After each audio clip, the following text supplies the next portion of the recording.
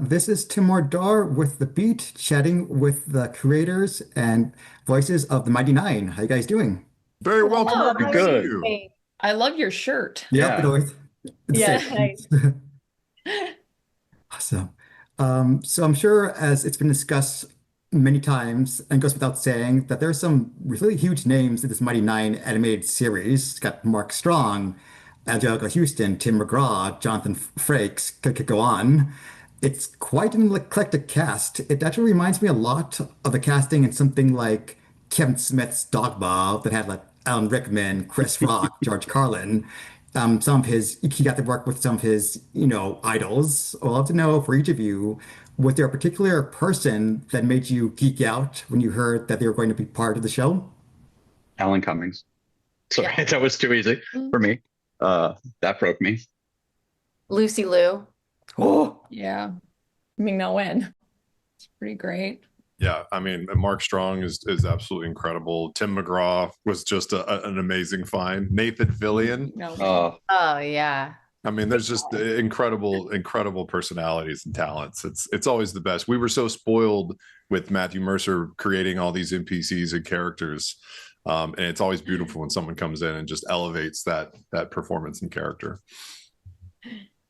The beauty of animation and voiceover is it can be done remotely, but I think there is something special when an actor goes into the studio to record in person.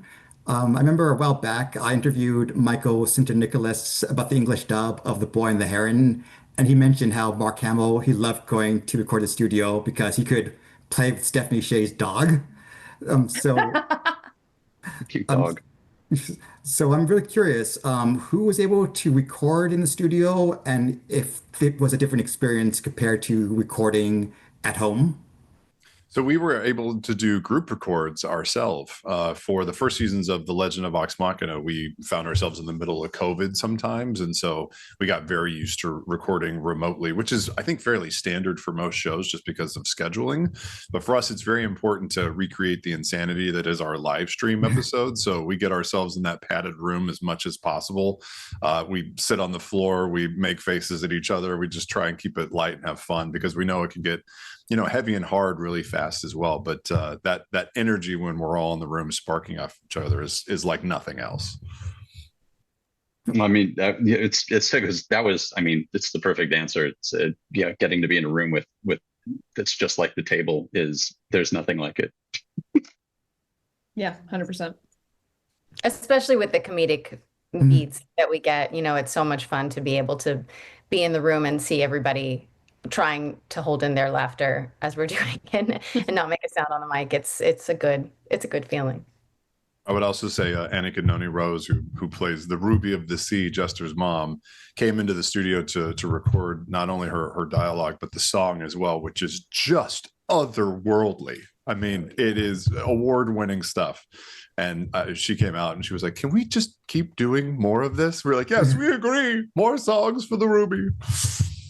So there's an idiom writers are always taught to kill your darlings. In the case of Mighty Nein, it's quite literal. There are definitely some characters I'm really curious to see the deaths, how fans react to. If you don't want to spoil them right now, completely fine. But I'm really curious how it felt to literally kill some of these NPC darlings, as it were. I mean, I mean, like honestly, that is where the drama lies. I will say, Yeah. Sam. It's a shame Sam Riegel is not in this conversation because he's the one who is always just he if he could kill off every character in the show, he would. He loves elevating Yes. stakes. He's always afraid that the people are not going to be afraid of consequence. His Uh, bloodlust can't be satiated. Oh, You hear it here intense. first. Yeah, Sam's a obviously. maniac. I think, especially it sounds like you're fully referring to the circus scene, which was already Mhm. very brutal in the campaign. And we definitely kind of even turned the dial up on that even further. But yeah, some of that is there to just kind of help speed along or just further push some of these characters towards arcs that they were already going to be there or we're there in the campaign, but we need to get to faster, or just, just for the dramas, baby. Much like Vox Machina, the series is loaded with tons of Easter eggs for fans. My personal favorite, I'm sure fans will get a kick out of seeing, is in the third episode where Travis and Laura, you make a fun animated cameo. Uh, so I'd love to hear your favorite Easter eggs or ones you can tease for fans to keep an eye out. I think fans will take a great joy in scanning the backgrounds of, I don't know, any magical shops that they might encounter, or certainly the carnival grounds. There might be just a few things that have been planted here and there that the eagle-eyed viewer might be able to uncover. Mine is super obvious, which is that I just love that Molly owns a bottle of Percy's Lucky Liquor, so to speak. The courage. Yeah, worked well for him. I'm sure it's worked well other places. Yeah, there were a lot I'm of happy that Tusk Love has made an appearance. yes, Yes. it's there. There were a lot of I feel like the Cobalt Soul had a lot of Easter eggs in Vox Machina, and so now I feel like we're kind of reversing that a little bit. And you're hearing some little references to Vox Machina. For those who have a good eye Or ear. or ear. Yeah.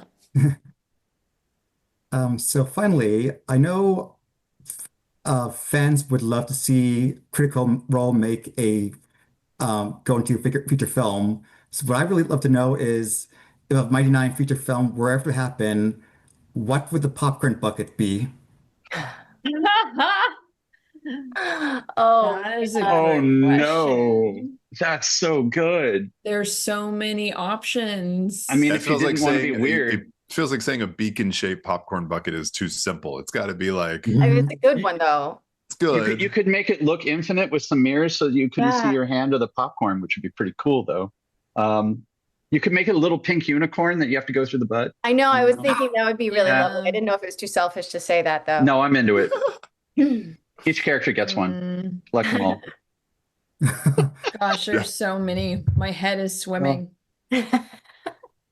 Such a great question. And I know it gave me People should draw them and put them on the internet. Yeah. a contest. Yeah, No, well, I I mean, yeah. My brain was going to the Jester's pink bag of holding, but is that Oh, also too simple?